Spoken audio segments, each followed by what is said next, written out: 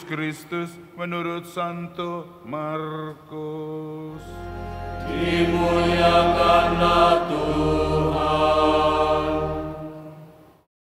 Pada suatu hari, seorang ahli Taurat datang kepada Yesus dan bertanya, "Perintah manakah yang paling utama?" Yesus menjawab, "Perintah yang terutama ialah, dengarlah, hai orang Israel, Tuhan Allah kita, Tuhan itu esa. Kasihilah Tuhan Allahmu dengan segenap hatimu, dengan segenap jiwamu, dan dengan segenap akal budimu, dan dengan segenap kekuatanmu. Perintah yang kedua ialah, kasihilah sesamamu manusia seperti dirimu sendiri. Tidak ada perintah lain yang lebih utama daripada kedua perintah ini." Lalu kata ahli Taurat itu kepada Yesus, "Guru, tepat sekali apa yang engkau katakan, bahwa Allah itu esa dan tidak ada yang lain kecuali Dia. Memang mengasihi Dia dengan segenap hati, dengan segenap pengertian, dengan segenap kekuatan, dan serta mengasihi sesama manusia seperti diri sendiri jauh lebih utama daripada semua korban bakaran dan korban lainnya." Yesus melihat bagaimana orang itu menjawab dengan bijaksana. Lalu ia berkata, "Engkau tidak jauh dari kerajaan Allah." Sesudah itu, tidak seorang pun berani lagi menanyakan sesuatu kepada Yesus. Demikianlah Injil Tuhan. Terpujilah Kristus.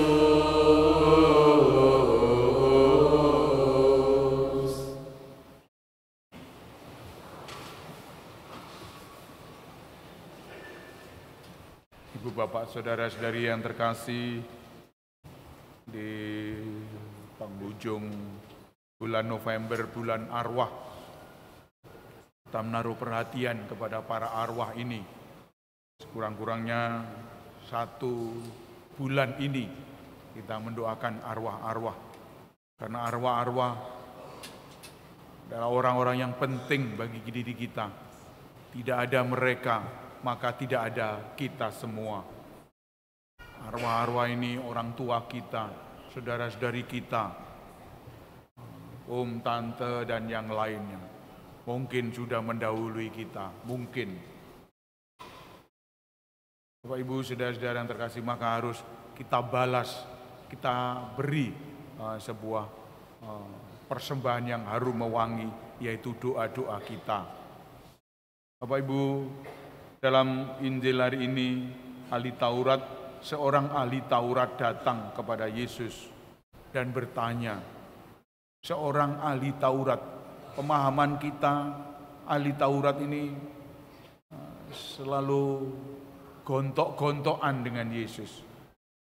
Gontok-gontokan.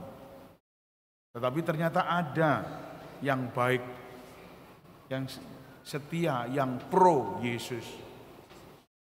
Tidak hanya mereka-mereka yang tidak yang pro Yesus, tetapi ini pro Yesus. Oleh karena itu memandang manusia harus seperti ini, pro dan kontra Yesus. Dalam diri manusia ada yang jahat dan yang baik, maka itulah yang dapat kita aturkan. Kadang-kadang yang baik muncul, tapi kadang-kadang tenggelam. Apa alasan muncul? Banyak. Oleh karena itu, memandang orang itu mungkin saja dia bertobat. Tidak hanya orang-orang yang seperti ini saja, tapi mungkin juga bisa bertobat. Orang yang jahat sekali, orang yang harus kita hargai. Kita beri pemahaman-pemahaman, kita terima dia dengan apa adanya. Maka memandang orang yang seperti itu Bapak Ibu, saudara-saudara yang terkasih, kalau kita memandang orang seperti itu, itulah mencintai. Itulah mencintai. Tuhan tidak membeda-bedakan kita, yang buruk dan yang jahat. Maka ketika kita bertemu dengan yang buruk, kita terima apa yang diaturkan. Tidak kita benci, kita singkirkan orang-orang ini. Yang kelompok saya harus yang baik-baik saja. Itu salah kaprah. Dalam hidup ini harus ada sebuah legalitas dalam hidup kita. Memandang orang itu baik dan buruk, apa adanya. Kalau kita tidak memandang seperti ini, kita akan terkecoh oleh orang-orang. Kelihatannya baik, tapi ternyata jahat. Kelihatannya jahat, tetapi bertobat lalu baik lagi. Maka harus sejauh dia tidak melakukan sesuatu yang jelas-jelas dalam diri kita, dia bersalah, jelas-jelas dia ngerasani kita, jelas-jelas dia membenci kita, kita biarkan mereka itu bertindak seperti itu. Bapak Ibu, saudara-saudara yang terkasih, ini satu hal yang sangat penting untuk hidup kini. Perintah manakah yang paling terutama? Dan ini adalah sebuah gagasan baru. Mungkin lama sudah ada, tetapi gagasan baru ini ditekankan lagi. Apa bedanya dua perintah ini? Dua perintah ini tidak lain adalah satu, ada alasannya. Mengapa itu mencintai? Supaya baiklah keadaanmu. Dalam ulangan tadi, baiklah keadaanmu dan engkau akan menjadi sangat banyak. Kalau kita menjalankan perintah-perintah, itu adalah baik adanya dan jumlah kita semakin banyak. Kalau lingkungan kita tidak setia, kita tidak menerima dia, maka makin kecil. Lingkungan kita makin kecil. Kalau kita terima, barangkali dalam hidup selanjutnya ada pertobatan. Lalu inilah yang menentukan kita, pertobatan. Oleh karena itu, ini harus menjadi pegangan hidup kita. Dan juga berlimpahkan susu dan madu. Waduh, nikmat. Jadi jasmani dan rohani diberi oleh Allah. Berbeda dengan perintah cinta kasih dalam Injil Markus tadi. Tidak ada alasan-alasan itu. Oleh karena itu Bapak Ibu, kitab ulangan tadi untuk menekankan kita masih membutuhkan sesuatu, yaitu jasmani dan rohani. Tapi kalau sudah mulai menggeliat, sudah mulai mengerucut, itu sudah tidak membutuhkan lagi. Hanya cinta kasih. Bapak Ibu, saudara-saudara yang terkasih dalam Kristus, maka yang terakhir bagi diri kita adalah kita hanya melihat kerajaan Allah. Orang-orang Farisi tadi dihaturkan, kamu akan tidak jauh dari kerajaan Allah. Kerajaan Allah itu apa? Kerajaan Allah cinta kasih.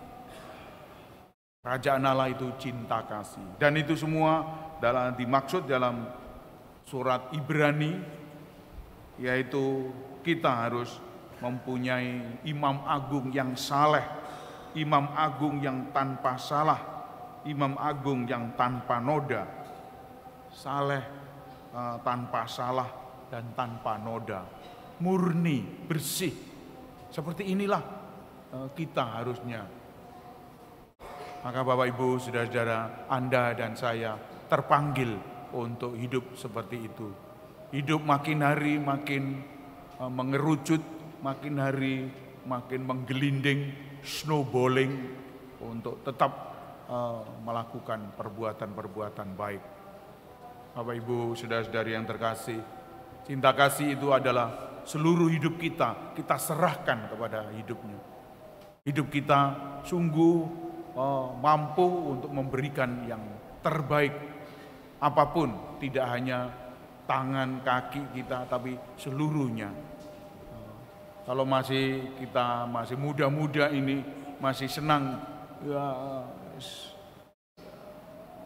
tidak karu-karuan hidupnya, masih muda seperti ini, maka ya sudahlah. Tetapi makin hari harus makin merunduk seperti teori padi. Makin tua, makin merunduk, makin bermutu, makin mentes. Oleh karena itu Bapak Ibu, kita harus mencintai musuh kita seluruh hidupnya, seluruh dirinya. Tidak hanya kecantikan, tidak hanya kegantengan, tidak hanya uangnya yang kita cintai, tidak hanya jabatannya, tetapi seluruh hidupnya. Baik dan buruk itu kita cintai. Oleh karena itu Bapak Ibu, marilah kita hening sejenak, kita mohon kekuatan kepada Tuhan agar diberikan rahmat dan karunia untuk mencintai satu sama lain. Dunia kali ini membutuhkan cinta. Gampang dikatakan tetapi sulit dilakukan. Kita sering melihat hal ini diucapkan dalam lagu-lagu, dalam teori-teori yang anak-anak muda seperti itu. I love you, I love you, I love you. Terus, tetapi kenyataannya tidak love you. Marilah Bapak Ibu kita hening sejenak.